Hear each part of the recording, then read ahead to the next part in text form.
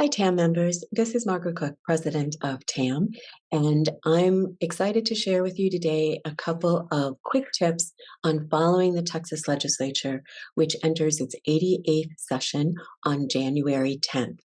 As part of TAM's advocacy on behalf of museums, archives, and libraries across the state, we thought it would be helpful for you to get a sense of the ways in which you can see what is actively being proposed through bills and resolutions that might affect us, and be able to take a proactive approach in terms of what is going to be most beneficial to you.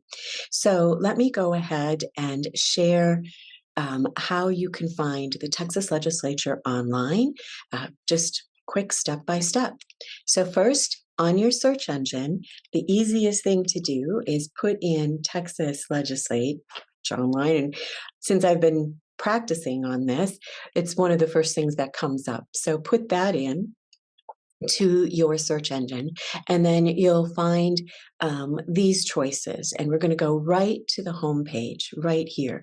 So you can see on this home page across the top you've got an area where, if you've already set up an account, you can follow the different bills that you've earmarked to be watching.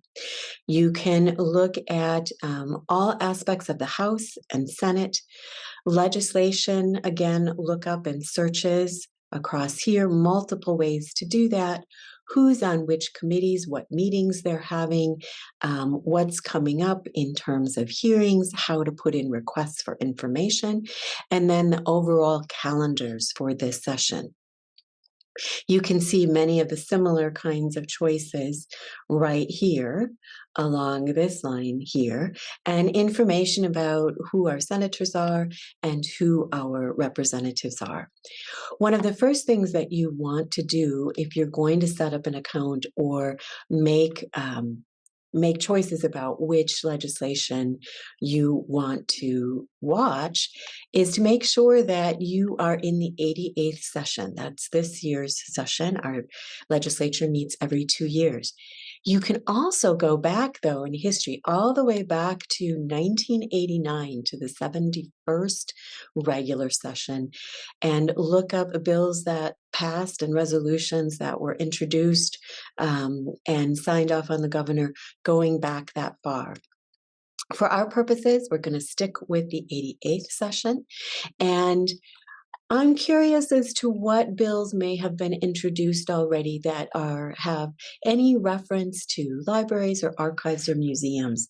So I'm going to go ahead and start out by putting in a word or phrase. If you know a bill number, you can also go by that. But we're going to go ahead and do a search, just an easy search right here, using the word museum. So put that in and spell it correctly, and then hit go. Well, there's already been introduced versions of bills that have presented both of these, as you can see by HB. It's a House bill. If it was a Senate bill, it would say SB. It's been assigned a number here and another number here. And you'll see they're very similar bills that can happen quite frequently, but we've essentially got House Bill 741 here. This is regarding charitable organizations and childcare services. What does the bill actually say? If I click on this here, it'll give me the entire script as it currently is for what that bill has been introduced as. And you can see here, this is a bill that was already passed into law, and it's being suggested that it be amended. So where there's that happening, if nothing's changing, you won't see a strike through or an underline. Strike through means they're getting rid of that verbiage or proposing to.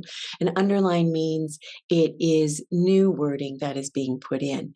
And you can see museums were already a part of this bill in its previous law format. So that's one example. You can see it opens up in a new tab, so I can always go back here to where I started. And If I wanted to track that bill in any way, I can use it up here and put in HB 741 and hit go. And it'll show me the last action, and I can also pull up any of the text for it as well. So it's been filed. It's just been introduced. As it moves through the process, that status will change. Up here, I can look at the text in multiple versions as a PDF, as just a Word text, and as a Word document. And then I can follow the actions. This will increase as it moves through session. I can look up the authors who filed it and all the different stages that it would have to go through in order to have that wording updated. So if I wanted for some reason to keep watch on that bill, what I'm going to want to do is go ahead and set up an account in my TLO. So let's go there and let's see if I can put in a bill list here. So since I already registered for a free account, I'm in here. I've got my email address and I created a password. And you can see there's new user option right here. If you forget your password, if you want to delete your account, change your email, really easy options all right there. Always I check remember me and then hit submit once I have that in place. And then to set up my watch list, what I need to have tracked is the different bills. So that's why I always go to that initial search engine first, so I can see what the number of bills are. And so I already ran a bill list to keep watch on HB 741 in childcare. I create that. I can edit it at any point. I can run it if it's working its way through the system. But if I've got another bill number, I would just create. So I can write that a little bit differently. You always have to have a description in there. I'm going to say tax credit maybe this time, and then create. And so it will start giving me a list of all of the bills that I want to watch. I can save that at any point in time. I can run a report to see where things are, and I can track where it's going at that point in time. So one of the other things that I can do, if I go back to home, let's go ahead and do that. We're not going to save our changes, just go back to home. And let's say I want to do a more complex search. So I choose text search, and I've got some options. I can search using all of the words in a particular phrase. If I've heard of something going through the system, I can search with any words with a comma in between or an exact phrase. So let's do this. Let's see what has been introduced so far that has libraries, archives, and museum in it. And I want to keep track of all of these, not just the bills, but resolutions, that sort of thing in here. And version-wise, I want to look and keep track of what's been introduced, what's in a report, what's in gross, meaning it is in committee, and in bold that it's being submitted for passage. And then I can also look up from some of these earlier sessions any kind of analysis or ways in which it's been amended over the course of the different sessions through the years. So I'm just going to do this simple one with those words and do a search. And lo and behold, look at what comes up. There are a number of things that have already been introduced this year that are involving meetings, redistricting, but they might in some way have library or museum or archives in there.